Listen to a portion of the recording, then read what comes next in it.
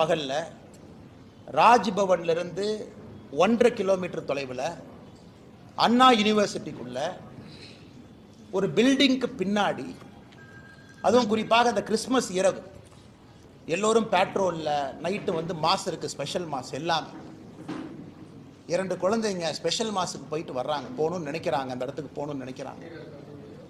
அந்த குழந்தைகளை எந்த அளவுக்கு கொடூரமாக சித்திரவதை செய்து எதற்காக ஒரு பெண்ணாக இந்த பூமியிலே பிறந்தோம் என்று சிந்திக்க வைக்கும் அளவுக்கு ஒரு கொடூரமான செயல் சென்னையில் நடந்திருக்கிறது.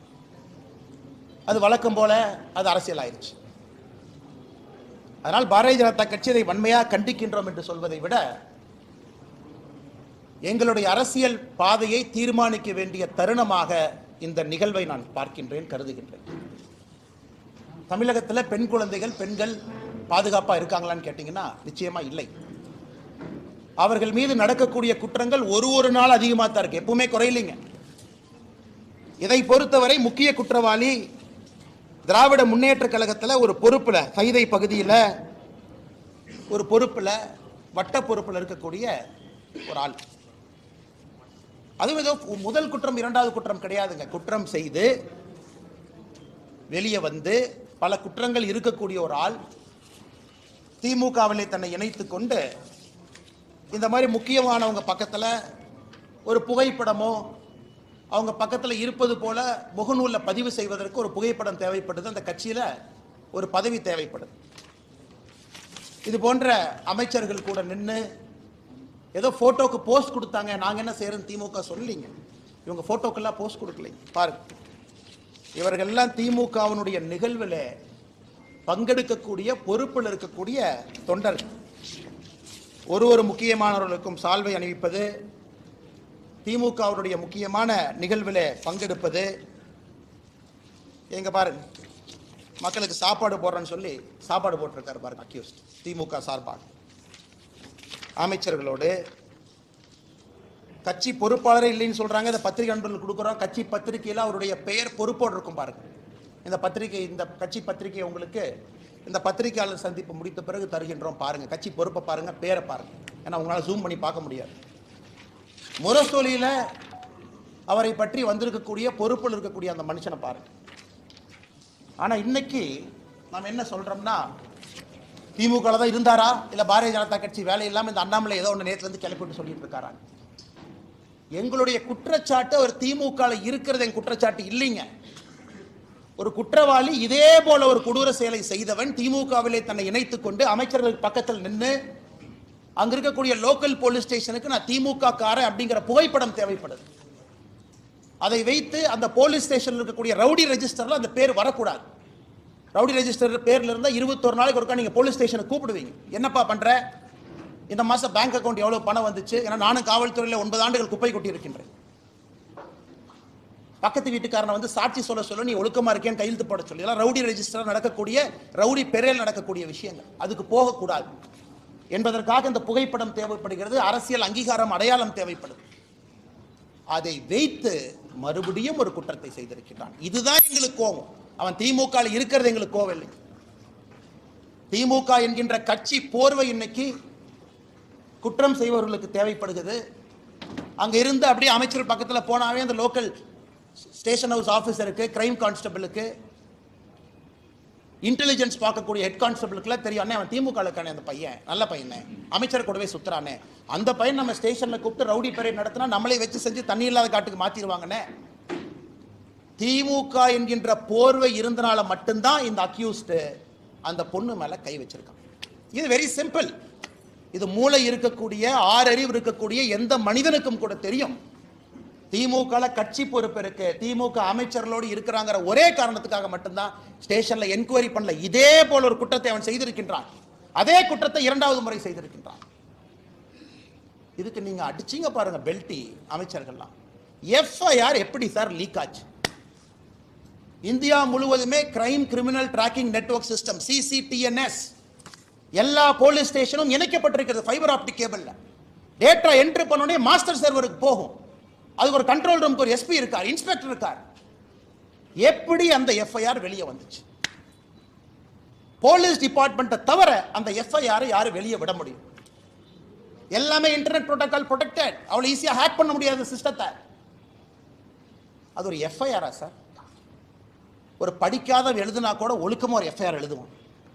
அதுல குற்றம் செஞ்சது அந்த பொண்ணா, குற்றம் செஞ்சது இந்த அயோக்கியனானே சந்தேகமா இருக்கு. ஏதோ பொண்ணு குற்றம் செஞ்ச மாதிரி எஃப்ஐஆர் எழுதியிருக்கீங்க. அதையெல்லாம் படிச்சா ரத்தம் கொதிக்குது. நான் என்னுடைய காதலனோடு நான் போனேன், ஒதுக்குப்புறமாக ஒதுங்கி இருந்தேன், என் காதலனுக்கு நான் கிஸ் கொடுத்துக்கிட்டு இருந்தேன். இதெல்லாம் ஒரு எஃப்ஐஆரா சார்? தூ, காக்கி சட்டையை போட்டுட்டு அந்த ஸ்டேஷன்ல ஒருத்தவங்க எஃப்ஐஆர் இருக்கீங்களே, வெக்கமா இல்லையா உங்களுக்கு? வெக்கமா இல்லையா? குற்றம் நடந்தது அந்த பெண்ணுக்கு. அந்த எஃப்ஐஆர் படிச்சு அந்த எஃப்ஐஆர் கோர்ட்ல நிக்குமா சார்? ஆனா ஆயிரக்கணக்கில் எஃப்ஐஆர் எழுதி இருக்கு, அல்ல கோர்ட்ல நிக்குமா? அந்த பொண்ணு ஏதோ தன்னுடைய காதலனோடு பிரைவேட்டா ஒரு மொமெண்ட்டை ஸ்பெண்ட் பண்ணதாகவும் கிஸ் கொடுத்துக்கிட்டு இருந்ததாகவும் இவன் புதர் மறைவிலிருந்து வெளியே வந்து புகைப்படத்தை எடுத்து மிரட்டி, என்ன சார் என்ன இதான் ஒரு எஃப்ஐஆர் டிராஃப்டிங்கா? அந்த எஃப்ஐஆர் லீக் பண்ணிருக்கீங்களா சார்? பொண்ணு பேரு, மொபைல் நம்பர், அப்பா பேரு, ஊரு. வெக்க பண்ணு. திமுக யாராவது மரியாதை இருந்தா வெக்க பண்ணியா? நீங்களாம் வெக்கப்படும். பொண்ணு, ஊரு, அப்பா, என்ன அந்த பொண்ணு குடும்பத்தையே நாசம் பண்ணிட்டீங்க. 7 தலைமுறைக்கு ஒரு அடையாள ஒரு இதை கொடுத்துருக்கீங்களா? கருப்பு புள்ளியை கொடுத்துருக்கீங்களா? மனுஷங்களையா நீங்களா? அதுக்கு அமைச்சர் கேள்வி கேட்கிறா. 3 மாசம் தமிழ்நாடு அமைதி பூங்காவா இருந்துச்சாமா, இந்த அண்ணாமலை திரும்பி வந்தானாமா, மறுபடியும் கலவரம் வெடிச்சு. வெக்க பண்ணையா நீங்களா? மினிஸ்டரா இருக்கிற வெக்க பண்ண. இந்த ஒரு கட்சி பொறுப்புல இருக்கிறனால மரியாதையா பேசிட்டு இருக்கு. தேசிய கட்சியினுடைய மாநில தலைவர் இந்த வெங்காய பொறுப்புல இருக்கிறார், அதனால மரியாதையா பேசணும்னு சொல்லி கொடுத்தனால மரியாதை கொடுத்து கூட்டலாம் பேசிட்டு இருக்கு. வீதிக்கு தனி மனிதனா வந்தா வேற மாதிரி இருக்கும். நான் பேசுறது பிரதமர் மோடி அவரை ரிஃப்ளெக்ட் பண்ணுங்கிறதுக்காக ரொம்ப அமைதியா நாகரிகமா பேசிட்டு இருக்கு. வெக்கப்படணும். திமுக இருந்தா நான் சொல்லியா? திமுக பொறுப்புல அவன் இருந்தனால தான் போலீஸ் ஸ்டேஷன் அவனை செக் பண்ணல. அவனை போலீஸ் ஸ்டேஷன்ல செக் பண்ணாதனால தான் அவன் தைரியமா வெளியே வந்தான். அவன் தைரியமா வெளியே வந்து அந்த எஃப்ஐஆர் படிச்சா ரத்தம் கொதிக்கல. நமக்கு ரத்தம் கொதிக்கல. என்ன எஃப்ஐஆர் டிராஃப்ட் பண்ணிருக்கீங்க? என்ன எஃப்ஐஆர் டிராஃப்ட் பண்ணிருக்கீங்க?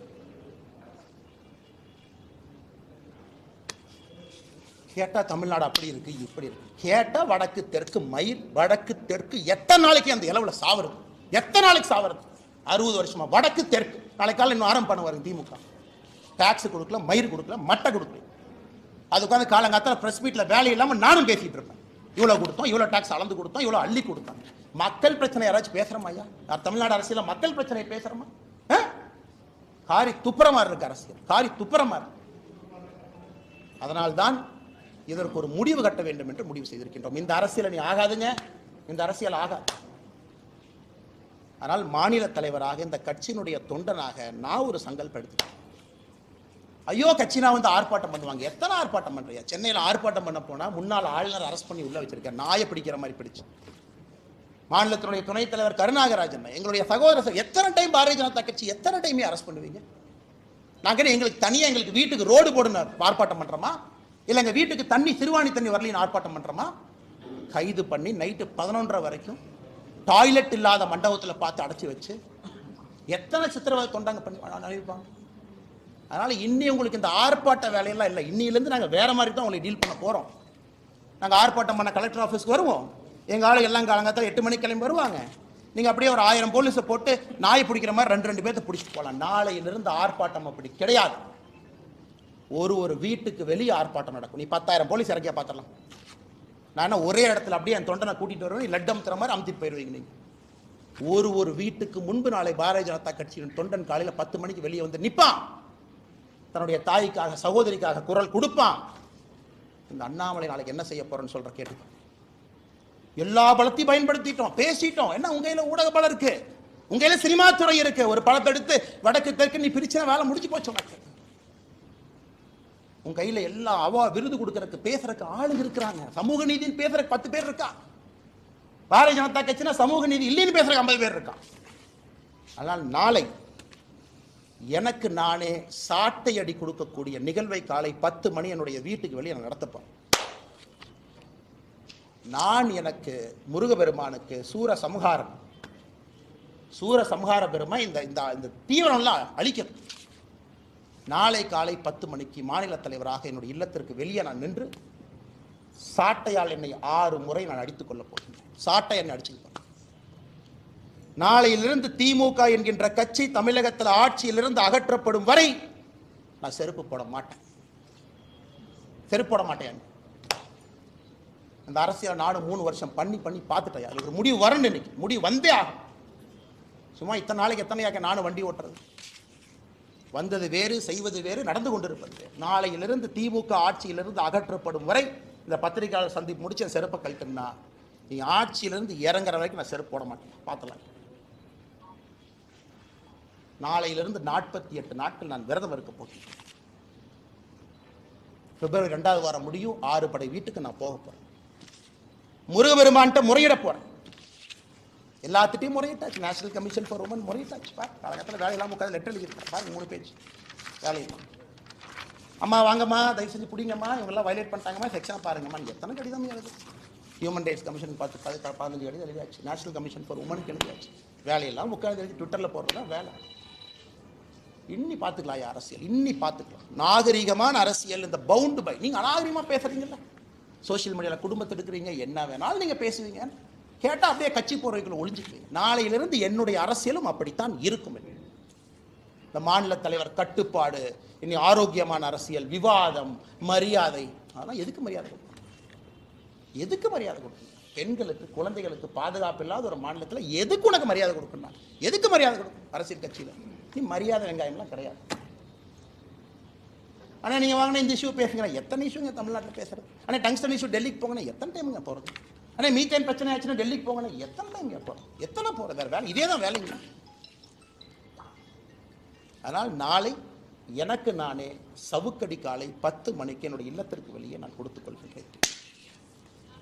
பாரதிய ஜனதா கட்சியினுடைய எந்த தொண்டனையும் இது நீங்கள் செய்ய வேண்டாம் என்று நான் அன்போடு சொல்லுகின்றேன்.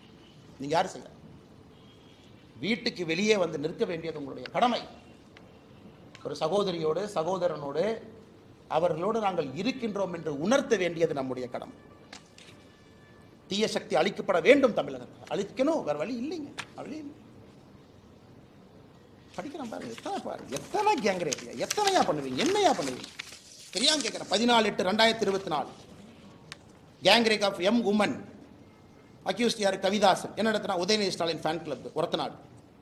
2/1/2023 youth wing of DMK sexual assault of woman police constable. லட்சணத்தை பாருங்க, விளங்கி. 22/3/2022 gang rape of 22-year-old woman in Virudhunagar after blackmailing ஒரு வீடியோ. பாருங்க, எல்லாம் பாருங்க. கேட்டால் கட்சி அப்படி யாருமே இல்லை, எல்லாம் பொய் சொல்றாரு. அண்ணாமலை வந்ததுக்கப்புறம் இது வேலை இல்லாமல் செய்கிறாரு. அதனால் பத்திரிகை நண்பர்களே, வேறு வழி எங்களுக்கு இல்லை. மக்களுடைய கவனத்தை ஈர்ப்பதற்கு எங்களுக்கு வழி இல்லை. இது சாமானிய மிடில் கிளாஸ் பையன் கொதிக்கணியா? மிடில் கிளாஸ் ஆள் எந்திரிக்கணும். அவன் எந்திரிக்காமல அரசியல் எந்த மாற்றம் இல்லை. சும்மா அப்படியே பேசிட்டே வண்டி ஓட்ட வேண்டியதான். 1 country 1 election, அது 1 மாதம் ஓட்டு, இது 1 மாதம் ஓட்டு, டங்ஸ்டன் ஒரு 3 மாதம் ஓட்டு, மீத்தேன் ஹைட்ரோ கார்பன் 6 மாதம் ஓட்டு. அவ்வளோதான். நம்ம எல்லாம் மறந்துடுவோம். எதுக்காக இருக்கிறோம், என்ன வேலை செய்கிறோம். ஆனால் மறுபடியும் நான் சொல்வது, நடுத்தர வாழ்வு வாழக்கூடிய நீங்கள் தயவு செஞ்சு வெளியே வாங்க, பேசுங்க, கேளுங்க, கேள்வி கேளுங்க. ரோட்டில் வந்து நில்லுங்க, நாளைக்கு கேளுங்க. லோக்கல் எம்எல்ஏ தெரியும் உங்கள் ஓட்டு நீங்கள் போட மாட்டீங்கன்னு தெரியும். இந்த இலவச பணத்தை எல்லாம் எலெக்ஷன் அப்போ தூக்கிட்டு வாங்க, இப்போ எல்லாம் தூக்கி எறிங்க. அதனால் பத்திரிகை நண்பர்களுக்கு என்னுடைய அன்பான வேண்டுகோள், நீங்கள் அதை கேட்கணுங்க. மீடியாவில் டிபேட் வைக்கணும், விவாத பொருள் வைக்கணும். அன்னைக்கு நாமளும் மனுஷங்க தான், அதே சாப்பாடு சாப்பிட்றோம். 6 அறிவு இருக்கு. நம்ம வீட்டில் நடந்துதான் சும்மா இருப்பாங்களா? கத்தி எடுத்து வெட்ட போக மாட்டோம். விவாத பொருள் பேசவே வர சொல்லு. எதுக்கு அப்படி பண்றீங்கன்னு கேளு. ரிப்பீட் ஆஃபெண்டர் எதுக்கு ரவுடி ஷீட்ல வைக்கலன்னு கேளு. பொறுப்பேற்று கமிஷனர் விலக சொல்லு. குறைந்தபட்ச டெப்டி கமிஷனர் வீட்டுக்கு போச்சு. ஆனால் இதை சொல்ல வேண்டும் என்பதற்காகத்தான் அந்த பத்திரிகையாளர் சந்திப்பேன். இதை தவிர நான் வேற எந்த இதுக்கு சம்பந்தமான கேள்விகளுக்கு நான் பதில் சொல்றேன். அன்னைக்கு ஆயிரத்தி இதாயிடுச்சு, கரண்ட் போயிடுச்சு, இதெல்லாம் இன்னைக்கு இல்லை. அதெல்லாம் நாளைக்கு நாளானைக்கு கரண்ட் போனது, தண்ணி இல்லாதது, டாய்லெட்ல தண்ணி வராதெல்லாம் நாளைக்கு நான் சொல்றேன். இன்னைக்கு இந்த இது சம்பந்தமாக நண்பர்கள் கேள்விகளுக்கு நான் பதில் சொல்றேன். நாம சொன்னதுக்கு அப்புறம் எடுக்கிறாங்க. NCW எழுதுனதுக்கு அப்புறம் போலீஸ் எல்லாம் பெண்ட கழுத்துக்கு எழுதி இருக்கிறோம். ஆக்ஷன் எடுங்க. ஒருத்தனையோட எப்படி வெளியே வந்துச்சு நான் கேட்கிறேன். CCTNS நெட்வொர்க்ல இருந்து வெளியே எப்படி வரும், எப்படி வந்துச்சுன்னு சொல்றேன். யாராச்சும் ஹேக் பண்ணிட்டாங்களா? அப்ப யார் ஹேக் பண்ணாங்கன்னு சொல்லுங்க. செல்போன்ல எல்லாம் எடுக்கலீங்க, PDF அப்படியே PDF டவுன்லோட் பண்ணி வெளியே விட்டுருக்கிறீங்க. எதுக்கு? விக்டிம் ஷேமிங் பண்ணணும். Victim shaming. இந்த பொண்ணு சரியில்லை, அதனால தான் இது நடந்துச்சு. எத்தனை நாளைக்கு அந்த டிராமாவை தமிழ்நாட்டில் பண்ணுவீங்க? எத்தனை நாளைக்கு பண்ணுவீங்க? இந்த பொண்ணு சரியில்லாத பொண்ணு அப்படின்னு மக்களுக்கு பார்த்தா தெரியணுமா? காதலனாக இருக்கட்டும், காதலியாக இருக்கட்டும், 18 வயசுக்கு மேல அவங்க தனிப்பட்ட உரிமை. வெட்கி தலை குனினுங்க, தலை குனினுங்க, தலை குனி. நாம் எல்லோருமே சாமானிய மனிதர்களாக தலை குனிந்து நிற்கணும். ஏன்னா சகோதரி நம்ம மண்ணில் தமிழ்நாட்டில் அது நடந்தது. பாவம் எவ்வளோ கஷ்டப்பட்டிருப்பாங்க அந்த பொண்ணு. பாருங்க எவ்வளோ எவ்வளோ அசிங்கப்பட்டு எஃப்ஐஆரை படிச்சுப்பாங்க.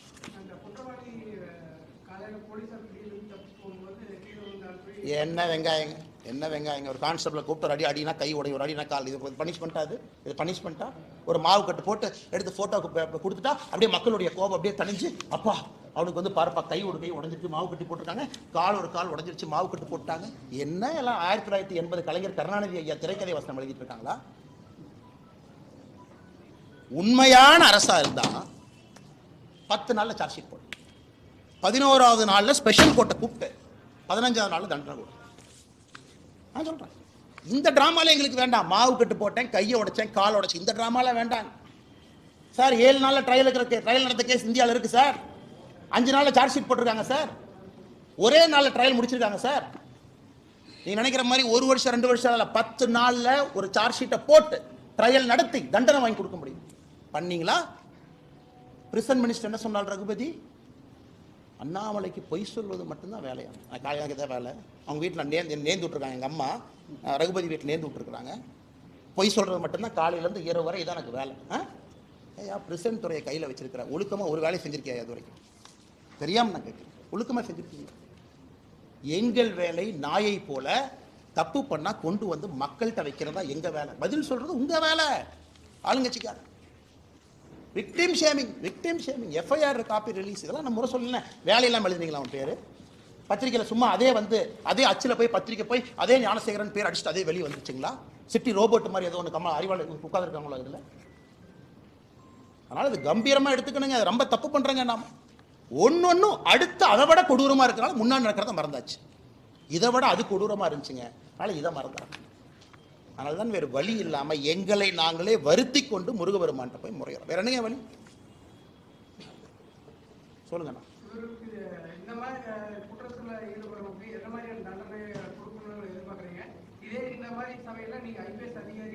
நான் சுட்டு தூக்கி வீசிட்டு போயிடுவேன் சார். அது சொன்ன 4 பேர் எஃப்ஐஆர் தூக்கிட்டு வருவாங்க. ஹியூமன் ரைட்ஸ் கமிஷன் அதுன்னு வருவாங்க. தூக்கி வெளியே வச்சா தான் சரியாக வரும். அந்த மாதிரி ரத்த சார் இது ஏதோ அரசியல் வந்தாலும் அடங்கி உட்காந்துருக்குறேன். வேறு வழியில் கேட்டால் கட்சி பொறுப்பு, தேசிய கட்சி மாநில தலைவரெல்லாம் நீங்கள் பேசக்கூடாதுங்கிறேங்கிறாங்க. அதனால் வாயை பொத்திட்டு உட்காந்துருக்குறேன்.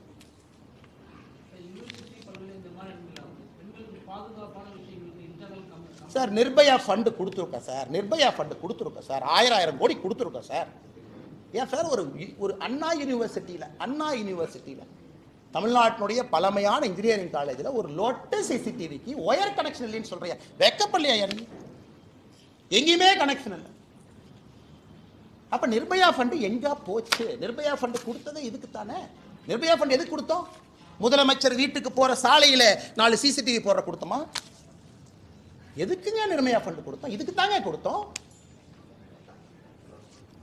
அடிப்படையே இல்லை. கேட்டா யூஜிசி கமிஷன் நாமினி வரணுமா? ஏன் உனக்கு அண்ணா யூனிவர்சிட்டியில சிசிடிவி வைக்கிற துப்பில்ல? நீ யூஜிசி கமிஷன் நாமினியை பத்தி பேசிட்டு இருக்க? வெக்கமால உனக்கு? வெக்கமால? யூஜிசி கமிஷன் நாமினி வந்தாங்கன்னா, இந்த சந்தான முதல்ல பேசுவார்ல லொல்லு சபால, இந்த யூஜிசி கமிஷன் அப்படியே வந்தாங்கன்னா, கொடுத்ததுல ஒரு யூனிவர்சிட்டிக்கு சிசிடிவி கேமரா வாங்கி மாட்டியாடு கேட்டால் நாளைக்கு காலைல கோவிச்சரியன் சொல்லுவார். அது வந்து யூஜிசி கமிஷன் நாமினி வந்தாருன்னா மத்திய அரசு மாநிலத்தினுடைய சுயாட்சிக்கு எதிராக செயல்படுவதாக நாங்கள் கருதுவோம். வெக்கமா இல்லை உங்களுக்குலாம்? கேட்பது ஒரு அண்ணா யூனிவர்சிட்டியில் கேட்டால் வளர்ந்த நாடு, $1 trillion எக்கானமி, $1 trillion எக்கானமி. ஒரு காலேஜில் பெண் குழந்தைகள் படிக்கிற இடத்துல ஒரு சிசிடிவி கேமரா வைக்கிறதுக்கு லாய்க்கு இல்லை. $1 trillion எக்கானமி என்ன கொடுக்க போறீங்க? $1 trillion எக்கானமி அம்பானி உருவாக்கி தமிழ்நாட்டில் ஒரு 10 முதலாளிகள் உருவாக்கி $1 trillion டிக் போடுறக்கா? இல்லை ஏழை மக்களுக்கு வேலை செய்யறதுக்காக அரசு? என்ன கேட்குற கேள்வி நியாயம் இருக்கு? $1 trillion என்ன வெங்காயத்துக்குன்னு கேட்குறேன். அண்ணா யூனிவர்சிட்டி சிசிடிவி வேலை செய்யாது, பஸ்ஸில் பேருந்து ஓட்ட, மேலே ஏறினா எப்போ இடிஞ்சு விடுன்னு யாருக்கும் தெரியாது. ஆனால் $1 trillion எக்கானமியை நோக்கி தமிழகம் செல்லுமா? இதை வெக்கமா இல்லை? இந்த விஷயத்தை பொறுத்த வரைக்கும் முன்பே தகவல் தெரிஞ்சிருந்திருந்தா இன்னும் ஒரு துரிதமான நடவடிக்கை எடுத்திருப்போம். 2 நாள் கழிச்சு புகார் கொடுத்திருந்தாலும் அரசு பல்கலைக்கழகம் காவல்துறையினருக்கு சிறப்பான ஒரு நடவடிக்கை எடுத்திருக்குன்னு சொல்லி வைத்திருக்கிறாங்க. அண்ணே அதுக்கு தானே என் சாட்டை எண்ணெய் அடிச்சுக்கிறேனே. இந்த கேள்விக்கெல்லாம் பதில் சொல்லணுமே தான் சாட்டை எடுத்து நாளை காலையில் எண்ணெயை நான் அடிச்சுக்கிறேன். முன்பே பாலியல் குற்றத்திலே ஈடுபட்டு இருக்கின்றான். Your honour mister education minister, ஸ்டேஷன்ல ரெக்கார்டுன்னு ஒன்று இருக்கும். இந்த கோர்ட்டு பிசின்னு ஒருத்தர் அந்த ரெக்கார்டை மெயின்டைன் பண்ணுவார். ரிப்பீட் அஃபெண்டரை பார்க்கணும், அதை ரவுடி ஷீட்டில் எழுதணும். மாதம் 21 நாளைக்கு ஒருக்கா பெரேடில் வந்து நிப்பாட்டணும். அவன் போலீஸ் ஸ்டேஷனுக்கு வந்தாலே கை கால்லாம் நடுங்கும். இந்த குற்றத்தை அவன் பண்ணுறான்னா அண்ணே அது ஒரு நாள் குற்றமான எனக்கு சந்தேகமாக இருக்குண்ணே. அந்த எஃப்ஐஆரை படித்து பார்த்தா அது ஒரு பொண்ணுக்கு மட்டும்தான் அது நடந்தா எனக்கு சந்தேகமாக இருக்கு. அதே இடம் அதே புஷ் திடீரென்ற உள்ளே வெளியே வந்தான் மாயாவி போல. எஃப்ஐஆரை டிராஃப்ட் பண்ணிருக்காங்க. இந்த விரச கதைகள்லாம் படிப்பாங்கல்ல, அது கூட இதை விட நல்லா எழுதுவாங்க. அதனால தான் நான் இவ்வளவு வேகமாக செல்வதற்கு காரணம், இன்னி நாங்கள் அரசியலை மாற்ற போகிறோம்.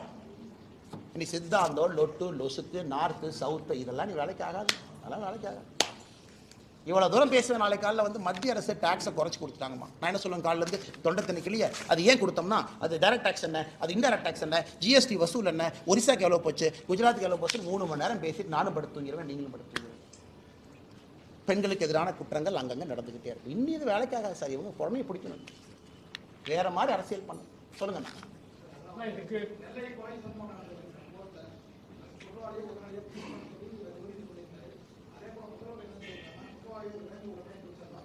ரகுபதி அண்ணா அப்படி சொல்லிங்கண்ணா, நீங்க ஒரு அண்ணன் சொல்ற நியாயம் இருக்கு. ரகுபதி என்ன சொன்னாருன்னா, இந்த பத்திரிகையாளர் சந்திப்புல யாராச்சும் வெட்ட வந்துட்டா நான் என்ன பண்றது அப்படின்னா அப்பனா பாருங்க, உங்களையும் வெட்டுங்கன்னு 4 பேர் தூண்டுறாரு. நீங்க ஏடா கூடமா கேள்வி கேட்டா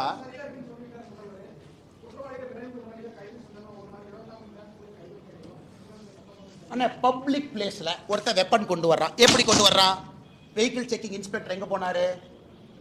பப்ளிக் பிளேஸ்ல வெப்பன் கொண்டு வர்றான். சரி, என்ன கேஸ்னே? ஆடு திருடின கேஸ். திருநெல்வேலியில் ஆட்டை திருடிட்டாங்க. ஆட்டை வித்ததுல வந்த லாபத்தை ஷேர் பண்றதுல பங்காளி சங்கம். பப்ளிக்ல வெப்பனை கொண்டுட்டு கோர்ட்டு பிரைமைஸ் வாசலுக்கு வர்றான், which is a sanctified zone. நீதிபதிகள் போறாங்க, செக் பண்ணுவாங்க, காவல்துறை இருக்கும், பாம்பு டிஸ்போசல் ஸ்குவாட் இருக்கும் இல்லையாங்கண்ணே. ஒரு மாவட்டத்தில் முக்கியமான எதுங்க? எஸ்பி ஆஃபீஸ், கலெக்டர் ஆஃபீஸ், நீதிபதி ஆஃபீஸ், 3 தானே. அங்க உன்னால பாதுகாப்பு கொடுக்கணும். அண்ணா 80% of police is prevention of crime.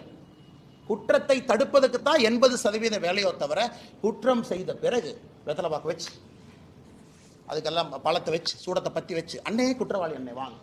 எப்படி வேலூர்ல அரெஸ்ட் பண்ணாங்க? பாரதிய ஜனதா கட்சி தொண்டை விட்டல்குமார் வெட்டியாச்சு. நான் தொண்டை தண்ணிக்கிலேயே சொல்றேன், அண்ணே அவங்க பஞ்சாயத்து தலைவர் தானே கொன்னது. இல்ல பஞ்சாயத்து தலைவர் ரொம்ப நல்லவர் கொண்டு. அடுத்த நான் அக்யூஸ் 2 பேர் கோர்ட்ல போய் சரண்டரா இருக்கு, நல்ல நேரம் பார்த்துட்டு இருக்கான். அதை நான் ட்விட்டரில் ஃபோட்டோ போகிறேங்க பாரு, ஏன் வந்து அக்யூஸ் 2 பேர் உட்காந்து போய் பிடிச்சிட்டு வாங்க. வெக்கமாங்க. ரகுபதி அண்ணன் பேசுறதுல ஒரு பேச்சு, அண்ணன் பேசுறது, அவர் பேசுறது ஒரு அமைச்சர் பேசுற அழகா இருக்கு. இல்லைன்னு சொல்லுங்க, இல்லைன்னு சொன்னா நான் ப்ரூஃபை கொடுக்குறேன். அவங்க கட்சியில் இருந்தா பொறுப்புல இருந்தா நான் சொல்றேன். அது இதுக்கு இந்த விதண்டாவாதமா திருப்பி விட்டுட்டு இங்கே ஏன் திருப்பி விட்டுட்டு இதான் நான் கேட்குற கேள்வி. ஆனால் பத்திரிகை நண்பர்களுடைய நெஞ்சத்தையும் தொட்டுத்தான் நான் சொல்றேனே. உங்களுக்கு சார்பாகவும் நான் பேசுறேன். பத்திரிகையாளர் சந்திப்பில் ஒருத்தர் வெட்ட வந்துட்டா நான் என்ன பண்ணுவேன்னா, அப்ப அந்த பொறுப்புக்கு நீ லாயக்கு இல்லை, ரிசைன் பண்ணிட்டு வீட்டுக்கு போயான்னா. நாங்க அமைச்சர்களாக இருந்து பத்திரிகையாளர் சந்திப்பில் ஒருத்தர் வெட்ட வந்தானா முதல்ல அவனை வெட்டும். உனக்கு பத்திரிகையாளருக்கே உனக்கு நியாயம் கொடுக்க முடியல, என்ன துப்புக்கு உனக்கு அமைச்சராக இருக்கு, வீட்டுக்கு போக வேண்டியதான். அது பத்திரிகை நண்பர்கள் நீங்க கேட்கணும், அண்ணே எங்களுக்கே உங்களால் பாதுகாப்பு கொடுக்க முடியல, எதுக்குன்னே அமைச்சர் பொறுப்பு, எதுக்குன்னே காரு, எதுக்குன்னே கொண்டை, எதுக்குன்னே 2 போலீஸ், எதுக்குன்னே யூனிஃபார்ம் 2 பேர், ஆயுத பூஜை வர்றதுக்கான 2 பொது வச்சிருக்காங்க. அதனால் பத்திரிகை நண்பர்களுக்கு வணக்கத்தை தெரிவித்து நன்றியை தெரிவித்து, ரொம்ப சீரியஸான இஷ்யூங்கண்ணே. நான் டைவர்ட் ஆகி வேறு இடத்துக்கு போக விரும்பலிங்கண்ணே. நாளை காலை 10 மணிக்கு உங்களை சந்திக்கிறோங்கண்ணே. பாரதிய ஜனதா கட்சியினுடைய தொண்டர்கள் தமிழகம் முழுவதும் எல்லா இடத்துலையும் இருப்பாங்க. காலைல 10 மணிக்கு வீட்டுக்கு வெளியே வந்து ஆர்ப்பாட்டம் பண்ணுவாங்க, போராட்டம் பண்ணுவாங்க. பொதுமக்களும் கலந்து கொள்ள வேண்டும் என்று அன்போடு கேட்டுக்கொண்டாங்க.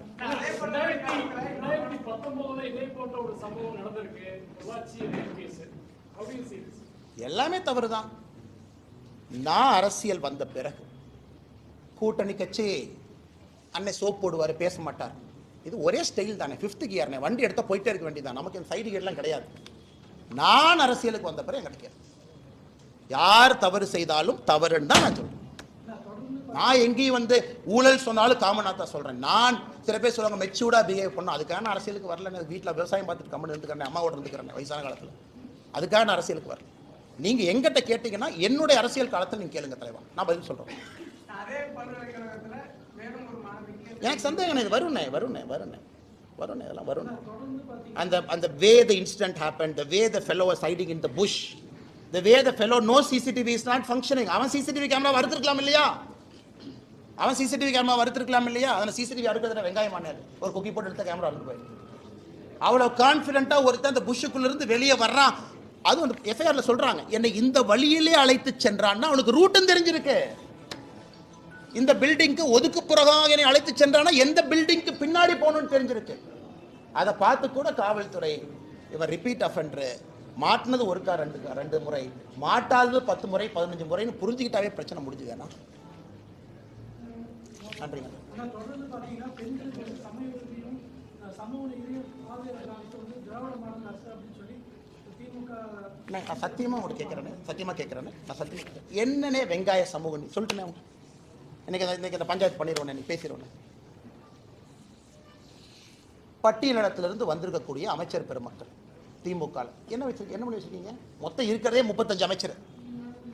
35வது பட்டியலிடத்திலிருந்து வந்திருக்கிறவங்க 35வது பொசிஷன். பட்டியலிடத்திலிருந்து வந்திருக்கக்கூடிய இன்னொரு அமைச்சர் 34வது பொசிஷன்.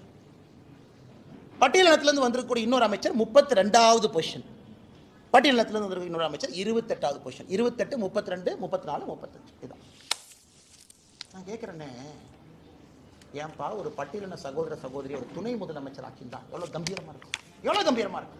நாங்கள் முதலமைச்சர் ஆக்குகின்றோம், ஜனாதிபதி ஆக்குகின்றோம். ஏன்னா எங்களுக்கு ஜனாதிபதி ஆக்கணும்.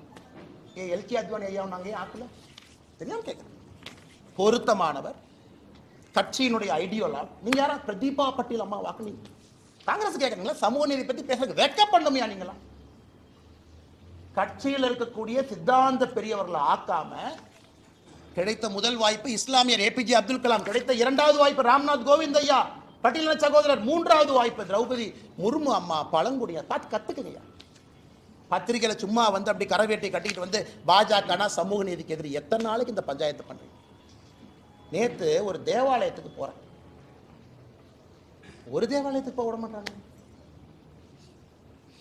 அதான் பத்திரிகை நண்பர்கள்ட்ட இந்த தேவாலயத்தை சொல்லிட்டு இந்த தேவாலயத்துக்கு போக வேண்டியதாக போச்சு. லெஃப்ட்ல வண்டி திரும்ப இண்டிகேட்டர் போட்டு ரைட்ல போயிட்டேன். ஏன்னா அங்கே வந்து அந்த ஃபாதரை மிரட்டுவாங்க. ஒரு சர்ச்சில் போய் ஒரு கிறிஸ்மஸுக்கு அவர்களுக்கு வாழ்த்து சொல்லி 1 மணி நேரம் மாஸ் அட்டன் பண்ணுறதுக்கு எத்தனை போலீஸ் போட்டு வச்சிருக்காங்க? 1000 போலீஸ் போட்டு வச்சிருக்காங்க. அதெல்லாம் இந்த அண்ணா யூனிவர்சிட்டி பக்கம் திருப்பி இருந்தீங்கன்னா எவ்வளோ நல்லா இருக்கும். நல்லா கேட்குறேன். பாஜகனா இப்படித்தான் அடைச்சி வச்சிரு. அதை யாராச்சும் உடைக்க முயற்சித்தாங்கன்னா முதல்ல அவர் அடைய. சமூக நீதி பற்றி கேட்குறேன். ஆனால் சமூக நீதியை பற்றி வர சொல்லுங்க. நான் திமுக யாரை வேணாலும் பேசுவேன். ஒரு அமைச்சர்ல இருந்து மேலே யாரோ வர சொல்லுங்க. நீ சமூக நீதி என்ன பண்ணியிருக்க பேசுவோம், நாங்க என்ன பண்ணியிருக்கோம் பேசுவோம். தமிழ்நாடு மக்கள் பார்த்து முடிவு. அங்க சமூக நீதிக்கு எதிரி எதிரி எதிரி தொடர்ந்து நீங்க பேசுறீங்க. வந்து பேச பார்க்க என்ன எதிரி? தமிழ்நாட்டில் $470 மில்லியன் எக்கானமி, 500 மில்லியன் கீழே இருக்கும், $500 மில்லியன் கீழே இருக்கும். இரட்டை டம்ளர் பீகார்ல இல்லைன்னா இரட்டை டம்ளர் சிஸ்டம், பீகார்ல இல்லைன்னா நான் போறேன் பீகார் அடிக்கடி, யூபியில் இல்லைன்னா இரட்டை டம்ளர். ஆய்வறிக்கை சொல்லுது தமிழ்நாட்டில் தான் இரட்டை டம்ளர்னுடைய பயன்பாடு அதிகம். என்ன சமூக நீதி பேசுறேன் நீ சொல்லு, தயவு செஞ்சு சொல்லு. ஆனா நான் அரசியல்வாதி கேட்கிறேன், உங்களுக்கு கேட்கிறேன். பட்டியலின சகோதர சகோதரி பஞ்சாயத்து பிரசிடென்ட் ஆனா கொடியேற்ற முடியாது. தமிழ்நாட்டில் தான் ஹையஸ்ட். யூபியில் இருக்கா, பீகார்ல இருக்கா? இல்ல. எத்தனை நாளைக்கு இதை பேசி பேசி ஜாதி அரசியல் பண்ணி மத அரசியல் பண்ணி வண்டி ஓட்டுவாங்க. காலைல 10 மணிக்கு பார்ப்பேன். நன்றியா, நன்றி. கட்சியில் சேர்த்துறவங்கள சேர்த்துருவோம்.